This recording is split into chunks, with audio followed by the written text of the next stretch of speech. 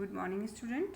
Today we will continue from our previous lecture, lecture number 6. In that lecture, it is seen that in the formation of hexagonal 3D crystal, how second layer plays over the first layer, and how does tetrahedral and octahedral voids are generated.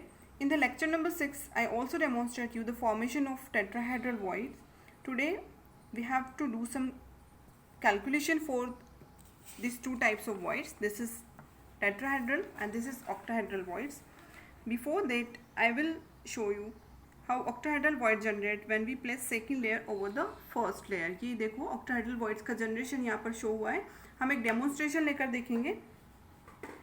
Octahedral means it is formed by the 6 atoms, but it has 8 faces. किस तरह से? यहाँ देखो ये 4 faces यहाँ पर हम देखेंगे.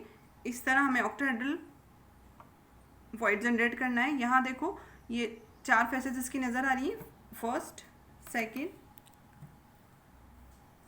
This is third and this is fourth face. ये 4 फेसेस हो गई. अगर आप सेम ऐसे ही एक और एटम इसके जस्ट नीचे रखोगे फॉर जनरेटिंग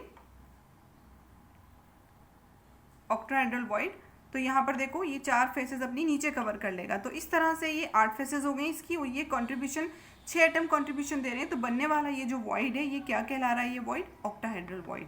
अब हमें देखना ये, जैसे हमने टेट्राहेड्रल वॉइड के लिए देखा था कि एक एटम जो है वो 2 वॉइड बनाने में अपना कंट्रीब्यूशन दे रहा था टेट्राहेड्रल वॉइड में. यहाँ पर देखो ये एक एटम, सिर्फ एक ही ये वाला जो एटम है ये इस वॉइड की फॉर्मेशन कर रहा है. इस एटम के लगने के बाद यहाँ पर वॉइड जनरेट हो रहा है. बट अगर आप सेम नीचे ऐसा ही व्यू देखोगे तो ये एटम जो है वो उस ऑक्टाहेड्रल नीचे वाले ऑक्टाहेड्रल वॉइड की फॉर्मेशन में अपना कंट्रीब्यूशन नहीं देगा. तो इस तरह ये एक एटम जो है वो एक ही ऑक्टाहेड्रल वॉइड की फॉर्मेशन कर रहा है. नीचे वाले आप यूनिट अगर देखोगे तो उसको बनाने में दूसरे एटम अपना कंट्रीब्यूशन देंगे.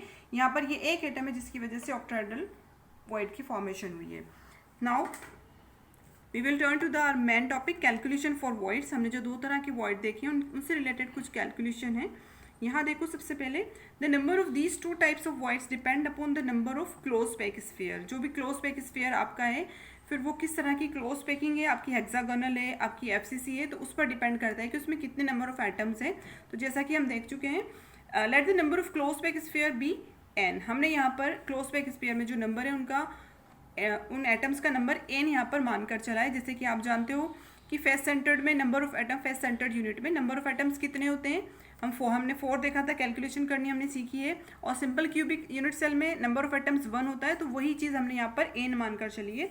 अब देखो वो यूनिट सेल्स ऑक्टाहेड्रल वॉइड्स कितने जनरेट करेंगी. मैंने आपको बताया एक एटम सिर्फ एक ही ऑक्टाहेड्रल वॉइड जनरेट कर रहा था. तो the number of octahedral void will be n also, और the number of tetrahedral void generated 2n. तो इस तरह से जो एक एटम है वो उसके ट्वाइस टेट्राहेड्रल वॉइड जनरेट करेगा, बट उसके नंबर के एज इट इज़ वो ऑक्टाहेड्रल वॉइड जनरेट करेगा. अब यहाँ हम दूसरी कैलकुलेशन देखते हैं, coordination number for atom present in tetrahedral void. Tetrahedral void में आप जानते हो जैसा कि 4 एटम्स, टेट्राहेड्रल वॉइड में 4 एटम अपना कंट्रीब्यूशन देते हैं. ठीक है, तो इस तरह कोऑर्डिनेशन नंबर क्या हो जाएगी उसमें, अगर आप उस टेट्राहेड्रल वॉइड में देखो, यहाँ पर ये हमारा टेट्राहेड्रल वॉइड जनरेट हुआ. इस टेट्राहेड्रल वॉइड में आप बीच में अगर कोई एटम रखते हो, ठीक है, जनरली इनकी जो वॉइड्स होते हैं उसमें कीटाइन रखे जाते हैं. अगर आप उसमें कोई एटम रखते हो तो उस एटम का कोऑर्डिनेशन नंबर कितना हो जाएगा? ऑब्वियसली 4 हो जाएगा. ठीक है, तो वही चीज़ यहाँ दिखाई दे रही है. और अगर आप बात करो coordination number 4 atom present in octahedral void, अगर ऑक्टाहेड्रल वॉइड में ऑब्वियसली अगर आपने कोई एटम रखा है तो उसके लिए कोऑर्डिनेशन नंबर 6 हो जाएगा. ये चीज़ हमें समझनी है. नाउ तीसरी कैलकुलेशन है radius ratio for tetrahedral void. अगर आप टेट्राहेड्रल वॉइड के लिए रेडियस रेशियो देखना चाहते हो वॉइड की रेडियस और एटम की रेडियस के बीच में, तो वो यहाँ पर 0.225 निकल कर आता है. और अगर आप radius ratio for octahedral void देखोगे तो वो निकल कर आता है 0.415, जो कि थोड़ा हायर है as compare to tetrahedral voids. तो इस तरह हमने 3D पैकिंग देखी. अब हम बात करेंगे 3D पैकिंग की, बट यहाँ पर हमें क्या करना है, we have to place third layer over the second layer. पहले वाली जो पैकिंग हमारी चल रही थी जिसमें टेट्राहेड्रल और ऑक्टाहेड्रल वॉइड मिल रहे थे, वो हम फर्स्ट लेयर पर सेकेंड लेयर रख रहे थे तब हमें मिल रहा था. यहाँ हमें थर्ड लेयर रखनी है सेकेंड लेयर पर, और हमें क्रिस्टल को आगे बढ़ाना है. देखो यहाँ when we place third layer over the second layer there are 2 possibilities. 2 possibilities हैं. क्या पॉसिबिलिटीज़ हैं आप जानते हो?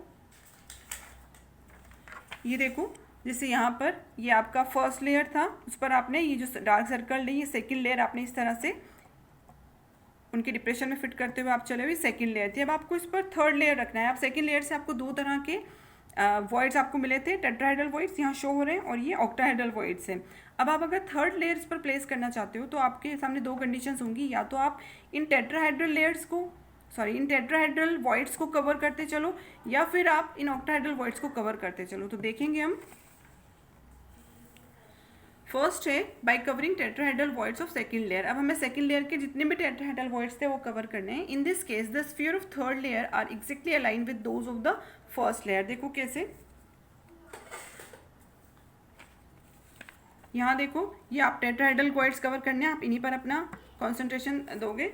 यहाँ टेट्राहेड्रल वॉइड अगर आपको कवर करने हैं तो आप कुछ इस तरह से उन्हें कवर करते हुए चलोगे कि थर्ड लेयर के जो एटम्स हैं वो जस्ट किस तरह की अरेंजमेंट देंगे, जस्ट लाइक फर्स्ट लेयर, तभी जाके आपके टेट्राहेड्रल वॉइड्स कवर होंगे।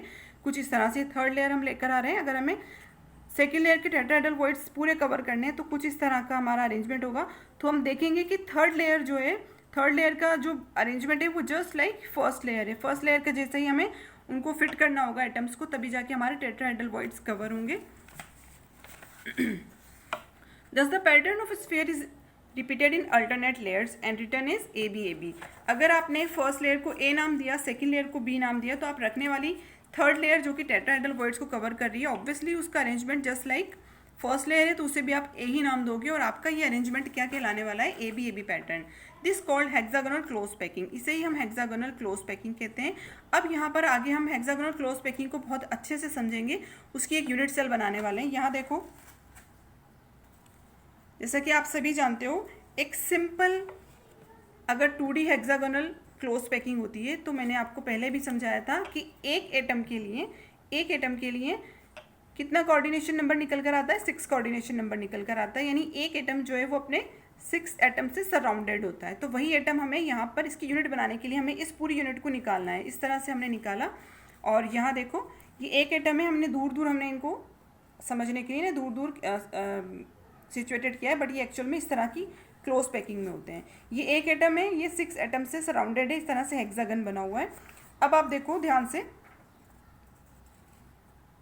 आपने जब सेकंड लेयर रखी तो आपकी फर्स्ट लेयर का हेक्सागन हो गया। अब आपने जब इस पर सेकंड लेयर रखी तो वो कुछ इस तरह का डेमोन्स्ट्रेशन था। सेकंड लेयर इस तरह से बन रही थी और टेट्राहेड्रल ऑक्टाहेड्रल वॉइड्स हमें दे रही थी। तो वो सेकंड लेयर के 3 एटम इस तरह से, ये 3 एटम हमने यहाँ उठाकर रख दिए। और जब हम थर्ड लेयर प्लेस करते हैं तो ऑब्वियसली फर्स्ट लेयर जैसे ही अरेंजमेंट आता है तो वो सेम एज इट इज़ हमने यहाँ पर रख दिया। नज़र आ रहा है ये। और अगर आप देखते हो coordination number 4 hexagonal close packing, इस 3D क्लोज पैकिंग के लिए अगर कोऑर्डिनेशन नंबर देखो तो देखो ये वाला जो एटम है, ये जो सेंट्रल एटम है, ये अपने 6 एटम से तो सराउंडेड है, बाकी 3 एटम और हैं इसके ऊपर। ठीक है, समझ में आ रहा है। 6 एटम्स ये हो गए, 3 एटम्स ये हैं जो जिसकी डायरेक्ट कांटेक्ट में। और अगर आप नीचे की तरफ देखोगे, अगर हमें क्रिस्टल बनाते चलना है तो एक बी लेयर और यहाँ होगी, फिर ए लेयर इस तरह चल रही है, तो 3 इस तरह की बी लेयर्स और होंगी, तो वो भी उनसे भी ये टच्ड होगा, डायरेक्टली अटैच्ड होगा।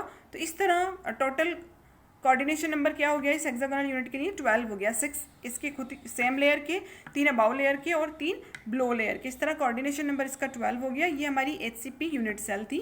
अब हम आगे चलेंगे, हमने टेट्राहेड्रल वॉइड्स कवर कर लिए। अब हम थर्ड लेयर प्लेस करते हुए ऑक्टाहेड्रल वॉइड्स को कवर करने जा रहे हैं। तो देखो कैसे कवर करेंगे। ये हमारे ऑक्टाहेड्रल वॉइड्स हैं, टेट्राहेड्रल हमारे कवर हो गए थे।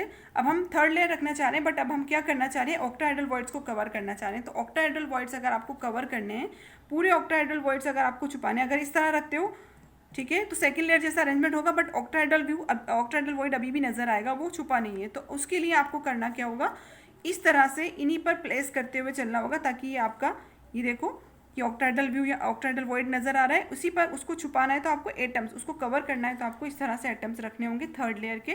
तो इस तरह जो अरेंजमेंट है फर्स्ट का, सेकंड का और थर्ड का, तीनों का अरेंजमेंट डिफरेंट हो गया। तो इन्हें हम नाम देते हैं ABC type of arrangement. Clear होता है स्टूडेंट्स? ओके।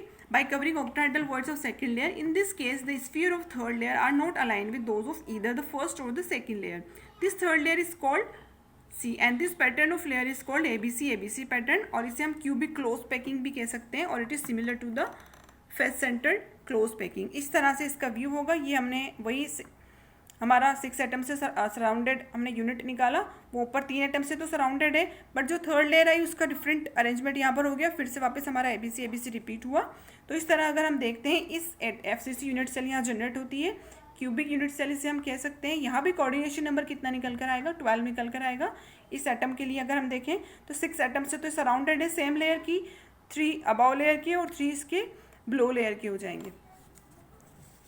अब हम बात करते हैं इनकी पर्टिकुलर यूनिट सेल में, इस हेक्सागोनल यूनिट सेल में पर्टिकुलर नंबर ऑफ एटम्स कितना होता है। जिस तरह आपने सिंपल क्यूबिक यूनिट सेल में देखे थे 8 कॉर्नर्स वाले एटम होते हैं, 1/8 अपना कंट्रीब्यूशन देते हैं, तो टोटल 1 एटम हम मानकर चलते हैं कि एक सिंपल क्यूबिक यूनिट सेल में प्रेजेंट था। फेस सेंटर्ड में आपने देखा कि चार एटम प्रेजेंट होते हैं, ठीक है। ठीक उसी तरह हम हेक्सागोनल यूनिट सेल में देखेंगे नंबर ऑफ एटम्स कितने हैं। तो यहाँ हम देखते हैं इफेक्टिव नंबर ऑफ एटम्स और स्फीयर इन हेक्सागोनल यूनिट सेल। यहाँ देखो ये हेक्सागोनल यूनिट सेल है, ये हमने थर्ड लेयर प्लेस करके सेकेंड लेयर पर और उसको ऑब्जर्व किया है। अब यहाँ देखो आप कॉर्नर वाला एक एटम पकड़ लो, अब आपको देखना ये है कि ये एटम इस यूनिट सेल में कितना कंट्रीब्यूशन दे रहा है। ये एक यूनिट सेल है, ठीक है। अगर क्रिस्टल बनता है तो इसी तरह की बहुत सारी यूनिट सेल यहाँ पर लगी हुई होंगी। अब ये एटम देखो यहाँ अपनी इस यूनिट सेल में कंप्लीट में तो अपना कंट्रीब्यूशन दे ही रहा है, बट साथ ही साथ अगर आप यहाँ पर और इसी तरह की हेक्सागोनल यूनिट सेल रखते हो, एक ऊपर की तरफ और एक इस तरह से साइड में जा रही है, तो वो उन दोनों में भी अपना कंट्रीब्यूशन दे रहा है। एक तो इसने अपनी हेक्सागोनल यूनिट सेल में दिया जिसमें ये प्रेजेंट था, बाकी 2 एक इस ऊपर वाली में देगा, एक इस नीचे वाली में अपना कंट्रीब्यूशन देगा। 3 ये हो गई, और क्रिस्टल बनाना है तो 3 और इसके ऊपर आप एज इट इज़ रखोगे, ठीक है। एक इस तरह से, एक इस तरह और एक इस तरह जाती हुई, तो उन तीनों में भी अपना कंट्रीब्यूशन देगा या नहीं देगा ये आप देखना। बिल्कुल सेम हमें क्लियर नज़र आ रहा है यहाँ पर, ठीक है। तो इस तरह इसका कंट्रीब्यूशन इस कॉर्नर वाले हेक्सागोनल यूनिट सेल में, कॉर्नर वाले एटम का कंट्रीब्यूशन 6 यूनिट सेल्स में हो गया। तो एक यूनिट सेल को ही कितना कंट्रीब्यूशन देगा, 1/6। और टोटल कॉर्नर पर एटम्स कितने प्रेजेंट है, 6 यहाँ इस हेक्सागन में और 6 इस हेक्सागन में, तो टोटल कॉर्नर पर कितने प्रेजेंट है, 12 प्रेजेंट है। तो और हर एक का कंट्रीब्यूशन कितना हो जाएगा, 1/6। तो इस तरह अगर हम इनका कंट्रीब्यूशन देखते हैं 12 × 1/6। और यहाँ पर देखो इस हेक्सागोनल यूनिट में ये 2 फेस पर भी प्रेजेंट है, और हर एक जो फेस सेंटर्ड हम जानते हैं हर एक का अपनी पर्टिकुलर यूनिट सेल को हाफ कंट्रीब्यूशन होता है। तो इस तरह 2 का हम 2 × हाफ कर लेंगे, और +3 जो इसकी बॉडी में प्रेजेंट है 3 एटम सेकेंड लेयर से जो सिचुएटेड हमें मिले थे। तो इस तरह टोटल हमारे पास 6 इफेक्टिव नंबर ऑफ एटम्स निकल कर आता है। और हम जानते हैं अगर हम सेकेंड वाली के देखेंगे FCC यूनिट सेल में, तो वहाँ पर जो इफेक्टिव एटम्स का नंबर कितना होता है, 4 होता है, जो हम ऑलरेडी निकालना सीख चुके हैं। Thanks for this.